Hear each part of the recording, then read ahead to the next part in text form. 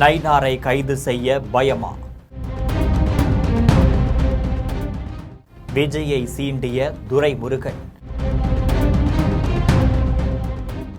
வெளிச்சத்திற்கு வந்த அரசியல் கணக்கு.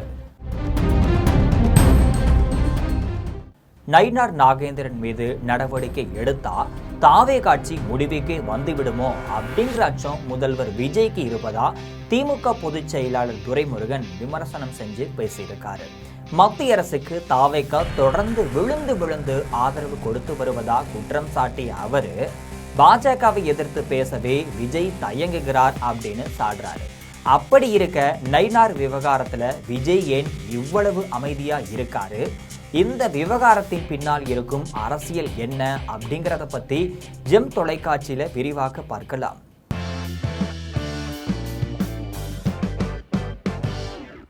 நயினார் நாகேந்திரனின் சர்ச்சை பேச்சு விவகாரம் தமிழக அரசியல இப்ப பரபரப்பை கிளப்பிருச்சு. முதல்வர் விஜயின் தாயார் குறித்து அவர் பேசிய கருத்துக்கு கடும் எதிர்ப்பு எழுந்துள்ள நிலையில தாவேகாவினர் டிஜிபி அலுவலகத்துல புகார் அளிச்சிருக்காங்க.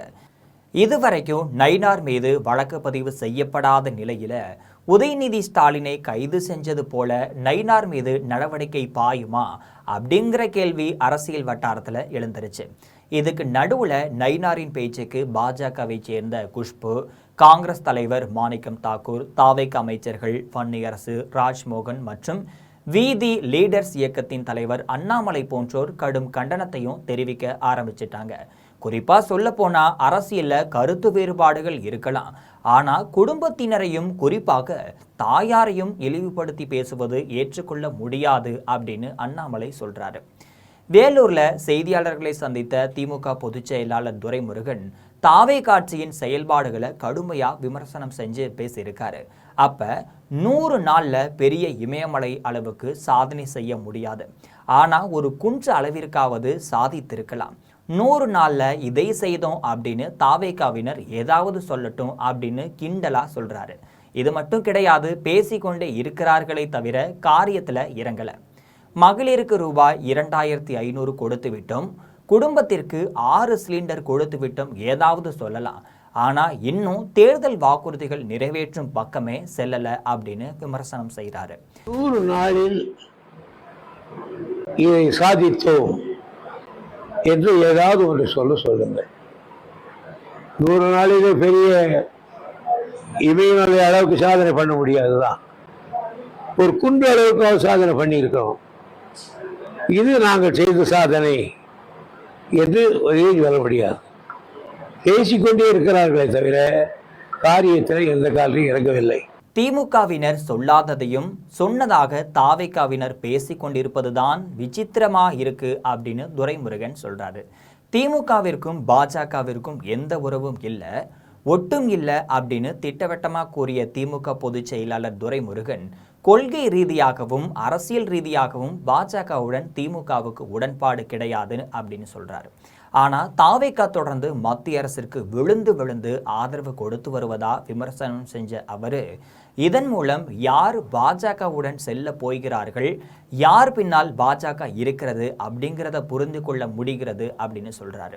இது மட்டும் கிடையாது, நயினார் நாகேந்திரன் அப்படி பேசக்கூடியவர் கிடையாது, ஆனா அவருடைய சேர்க்கை அப்படி இருந்தது போல அப்படின்னு கூறிய துரைமுருகன் சட்டம் அனைவருக்கும் ஒன்றுதான் என்ற பத்திரிகையாளரின் கேள்வியை முதல்வர் விஜய்க்கு அர்ப்பணிப்பதாகவும் சொல்றாரு.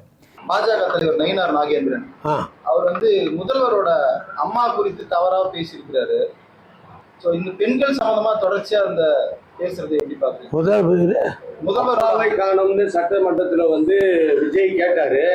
அப்பாவை காணனாக்கா அப்பா யாருன்றது அம்மா கிட்ட தான் போய் கேட்கணும் அப்படின்னு நயினார் நாகேந்திரன் பேசியிருக்காரு.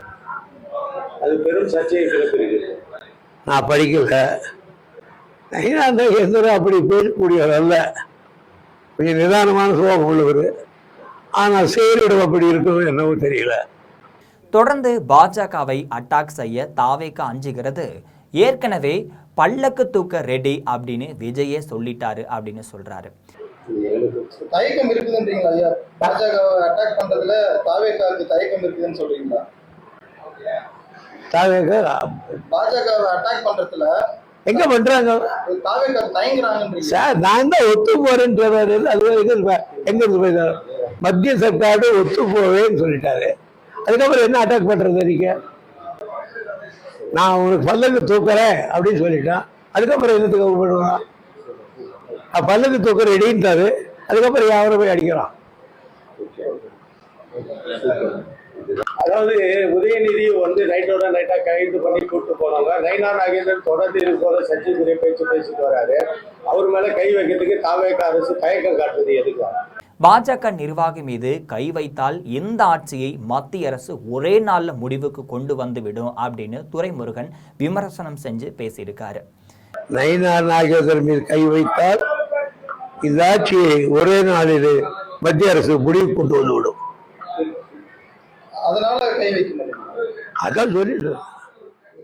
இது போன்ற நிறைய அரசியல் செய்திகளை அன்றாடம் தெரிந்து கொள்ள ஜெம் தொலைக்காட்சியுடன் எப்பொழுதும் இணைப்பில் இருங்கள்.